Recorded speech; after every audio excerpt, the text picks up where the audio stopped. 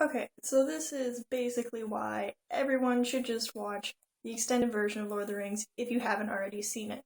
Because there's a lot of great stuff that you definitely would have missed if you'd only ever seen the original version, instead of seeing, like, the whole extended, all the cutscenes, all the deleted scenes, all that extra special stuff.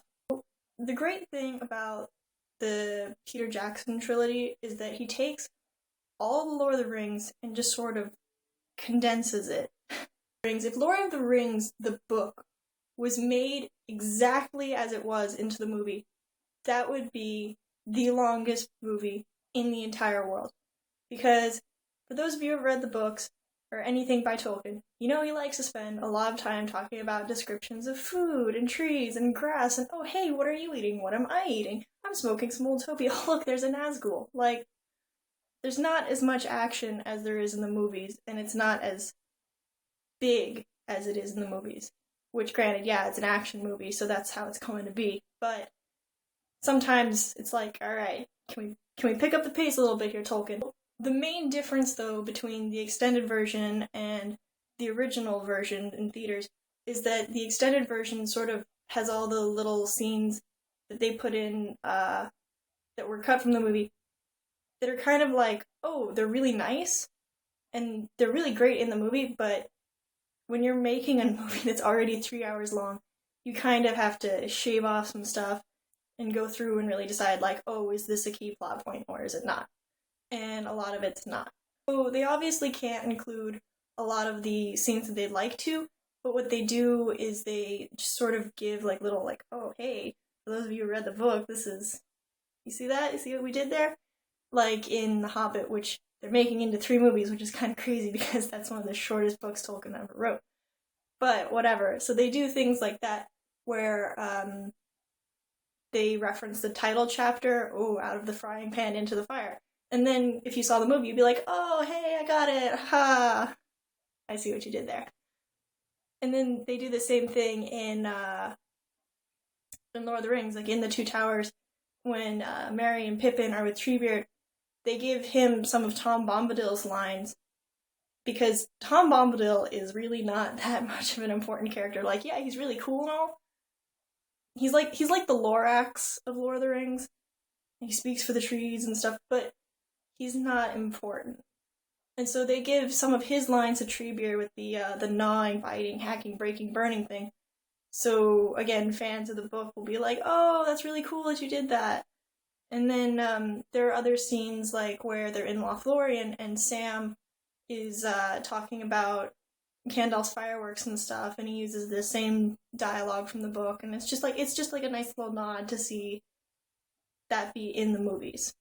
But there are some scenes that are really crucial to character development, and I kind of really wish they'd been in the originals because I didn't understand the relationship between some characters when I saw the original, and then it made, like, it was completely different for me when I saw the extended edition. I was like, oh my god, I never knew that, or I never thought that. And the perfect example of this is the relationship between Boromir and Faramir. Because the first time I ever saw Lord of the Rings, I really thought Faramir kind of resented Boromir. And while it's really clear, like, when he's holding the cloven horn, like, oh yeah, he's upset that Boromir's dead, but it kind of seems like he's angry and just sort of jealous of Boromir. So, upon seeing the extended edition, my view of their relationship completely changed. What I also really like is you get to see the relationship between Boromir and Faramir and Denethor, because it kind of seems, from just seeing the original, that, like, obviously Denethor only likes Boromir, but you'd think maybe Boromir reciprocated that, where he's like, oh, I love you, father, you're the best guy in the world. And then you see the extended version, and it's not like that at all. They both kind of, like, really resent their father because, in this extended scene where Boromir is given his little, like, rallying speech after they've just taken back Osgiliath, and everybody's all excited and stuff, and Boromir and Faramir are talking, and he's like, oh, remember this day, little brother, and then, Faramir's face kind of gets like, oh, shit. And then they see Denethor coming, and Boromir's like, oh, can you not give us a moment? And then it's completely different from how you expect it to be, because Like, yeah, Boromir is Denethor's shining star, but it's kind of like he doesn't want to be, because Denethor's an asshole. He sucks. And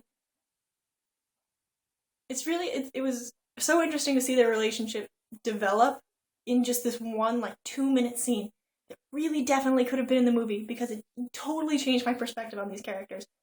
My problem was that a lot of people don't like Boromir, which I don't really understand, because I think he's a really great character. And they just think he's kind of a douche, which I'm like, whoa, calm down now. He may have been corrupted by the ring for a little bit, but that's only because the ring is super evil and he's just a guy, he's just a human. Back to talk with Denethor and Boromir. And Denethor's like, oh, got this quest for you, man. You know, they found the One Ring, I need you to go get it. And then he's talking about how they're gonna use it, and you see Boromir's face, and he's like, whoa, no, this sounds like a bad idea. And it's totally different from the way people perceive it, where Boromir's always wanted the ring, and he just wants its power. But when he's talking with Denethor, he's scared of this shit, man, because that's some powerful stuff. I mean, like, Sauron's ring? No, that's bad. That's just bad. You can't use that for good. Everybody just sort of thinks Boromir's evil, and he's just this greedy son of a bitch, but he's not. Like, when you see the extended edition, and you see him and his relationship with his little brother, it's like, oh, that's so sweet. Oh my god, Boromir, you're the greatest guy in the world. I love you. Come stay in my bed. But, it's just me, maybe. And then he's talking with Denethor about, you know, like, oh, you never give Faramir a chance. He loves you, father. And his dad's just like, I don't even care.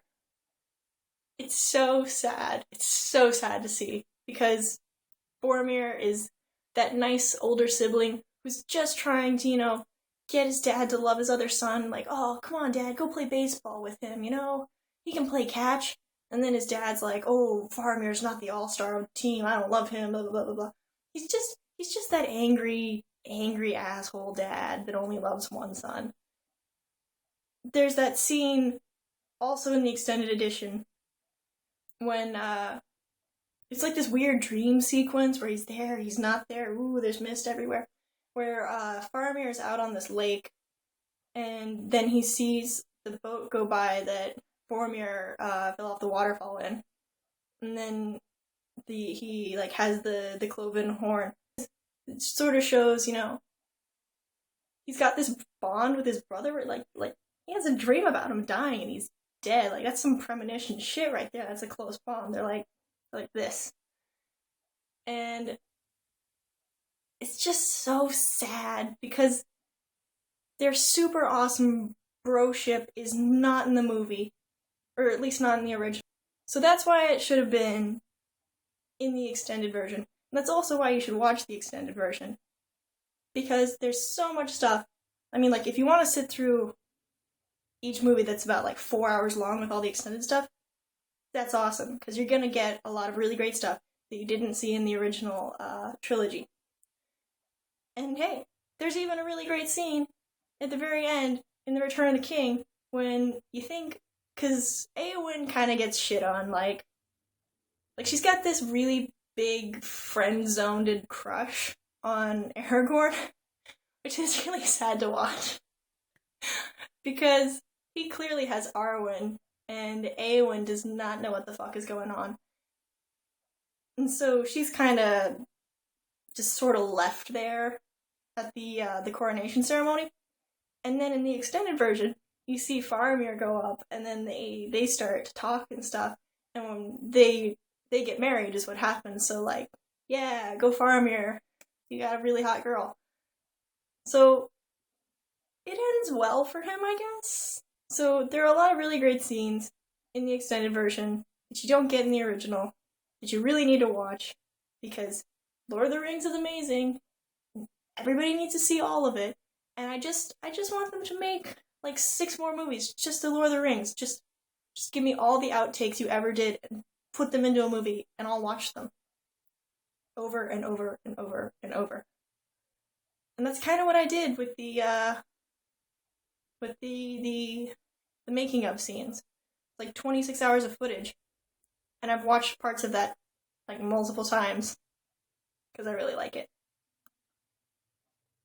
So yeah, everybody, go out, watch that extended version, come back, and be like, oh my god, that was amazing. It's like I'd never seen Lord of the Rings before, and it totally blew my mind. Meow. You guys should all go check out my Tumblr, because I do all the same stuff, where I write about Lord of the Rings and characters. You should go look, and it's down in the bottom in the links.